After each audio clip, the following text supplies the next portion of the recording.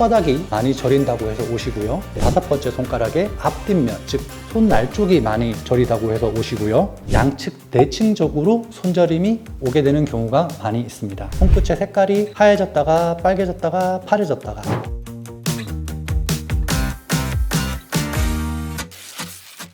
안녕하세요. 하웅병원에서 신경과 진료를 맡고 있는 신경과 의사 윤은규라고 합니다. 오늘은 이제 손저림에 대해서 좀 알아보도록 하겠는데요.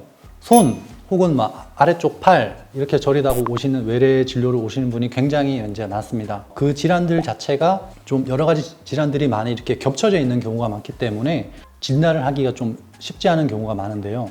일반적으로 환자분들이 많이 알고 계시는 건 손이 저릴 경우에 손목 터널 증후군, 손목에 생기는 건초염 혹은 손에 생기는 건초염 이런 거 많이 알고 계실 거예요.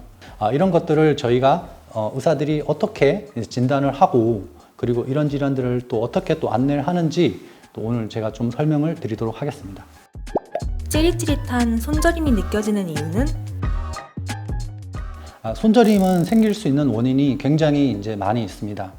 첫 번째로 이제 신경이 포착, 눌려서 생기는 이제 신경 포착 증후군이라는 손목 터널 증후군이 가장 많이 흔하고요. 그 다음으로 제가 진료실에서 많이 보는 경우가 손저림 혹은 팔저림, 팔까지 저리는 경우가 있는데 이럴 경우는 보통 이 경추, 목 디스크라고 하죠. 이런 거에 의해서 저리는 경우가 많이 있습니다. 팔꿈치 쪽에 지나가는 신경이 있는데 이 팔꿈치 쪽에 지나가는 신경이 눌렸을 경우에도 손의 특정 부위가 저릴 수가 있고요. 갑상선 질환이라든지 당뇨 질환일 경우에도 손이 저릴 수가 있습니다. 자가면역 질환이라고 하죠. 자기가 자기를 공격하는 이제 그런 자가면역 질환에는 좀 어려운 질환이 있는데 그럴 경우에도 이제 손이 저릴 수가 있고요.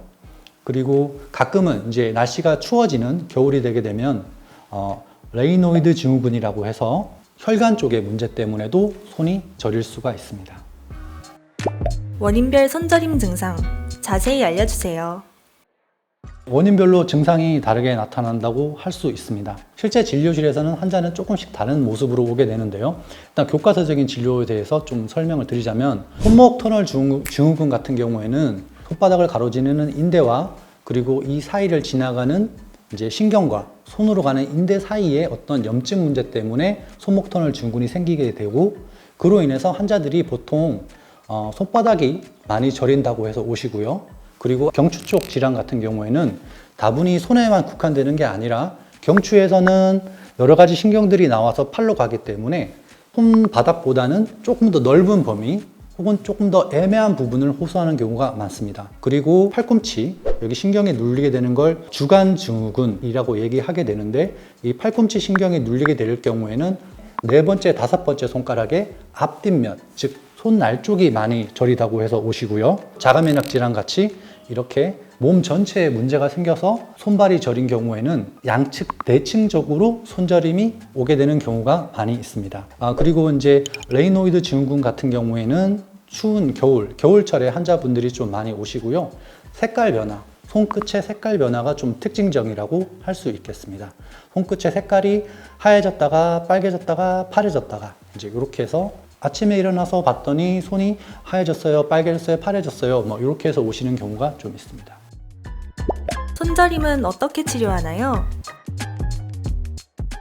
첫 번째는 생활습관 치료라고 볼 수 있겠고 두 번째는 약물 치료입니다. 환자분께서 손이 덜 저리는 약을 좀 처방을 해서 통증이 해결될 수 있게 그렇게 좀 안내를 해드리고요. 세 번째는 수술력 치료. 수근관 증후군 같은 손목 터널 증후군 같은 경우에는 손에 있는 이렇게 손바닥을 가로지르는 인대를 잘라내 줌으로써 통증을 해소할 수 있습니다. 손저림 있을 때 검사는 반드시 필요합니다. 보통은 증상이 나타나기 전까지 나쁜 병리들이 누적이 돼서 이게 나타나는 거거든요.